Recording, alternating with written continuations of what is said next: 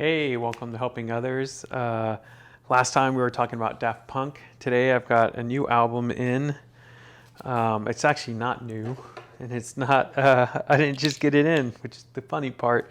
I've had this album for, I don't know how long, I don't know if there's a date on here. But it's been at least about 6 months. A little packing slip. Let's see what the packing slip says. Probably,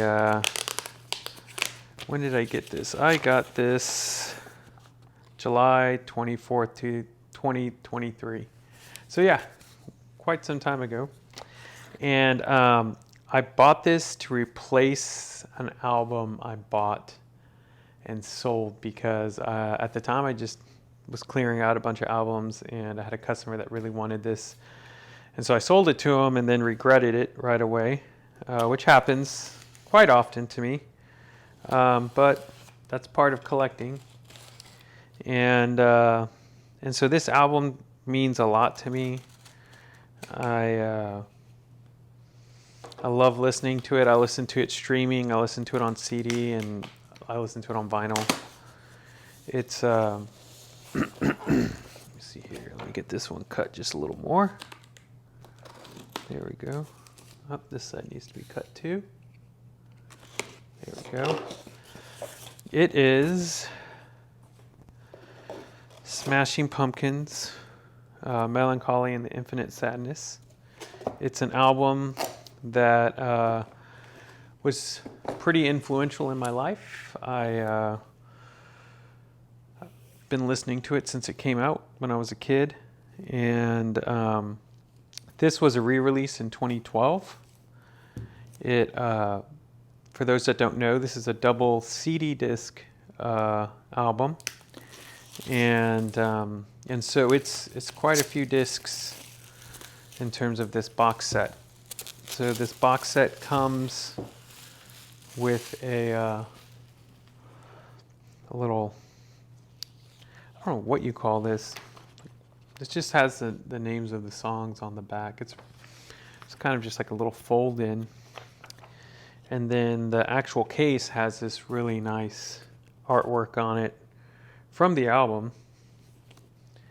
And then it comes with a really cool book here. And you can see all of the, here, let me go into teacher mode here, see if I can hold this right. Has all of the songs and their lyrics, and since it's a dual, originally was a dual disc, it has a lot of songs. It also comes with this really cool booklet. Let me kind of show you all some of this. So it has this really, really nice booklet here, and with some backstory information, and then again goes through some of the songs, but it has a bunch of other artwork and other things to look at and see, which I really like. And then of course you have the discs, and each disc has cool art on it.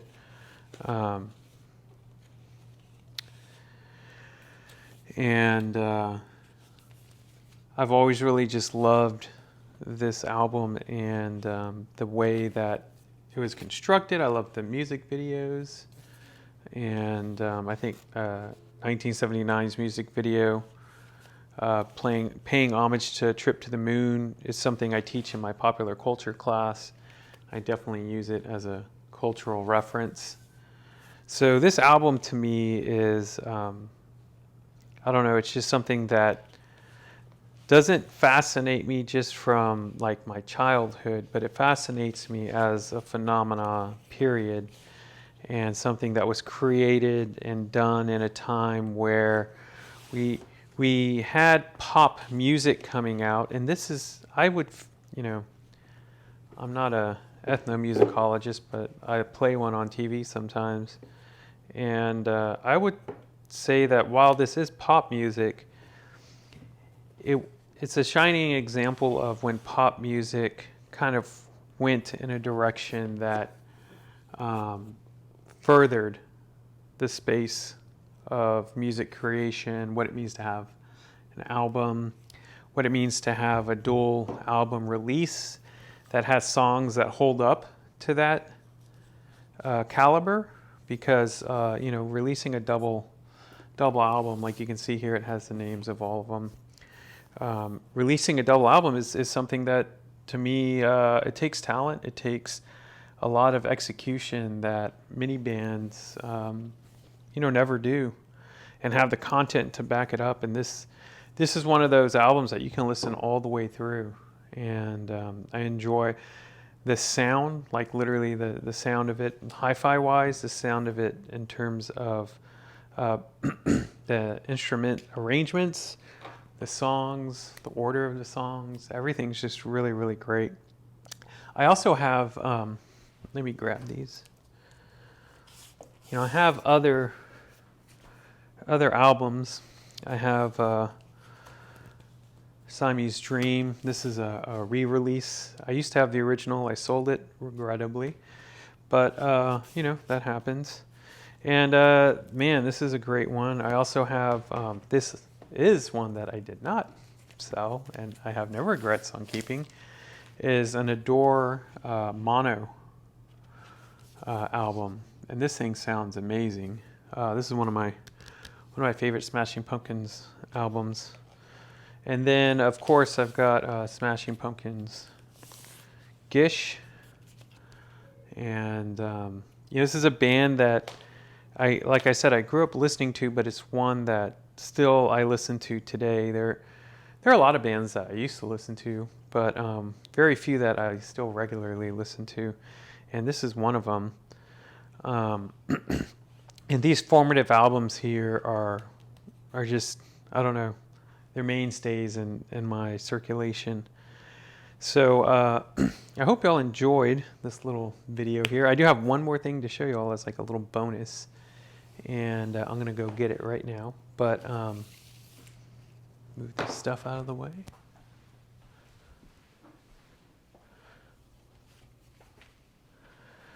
I'm going to be doing a podcast with my colleague, Dr. Campbell, or Campbell as we call him, about the Crow soundtrack. I'm super excited about this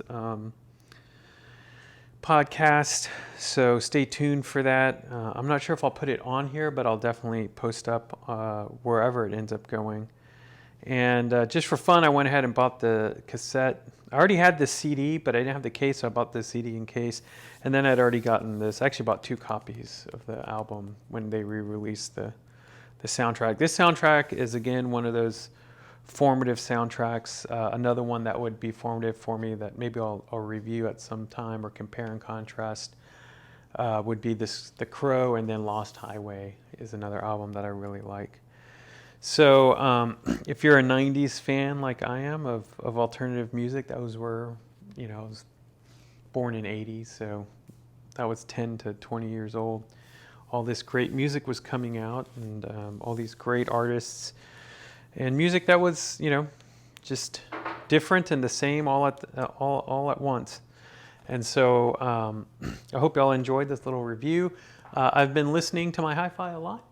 And right now I'm using the little Riga Kites, a Riga Illicit amplifier, and the top Riga P3. And it's been a lot of fun. So thank you so much for hanging out with me, and I hope y'all have a great day.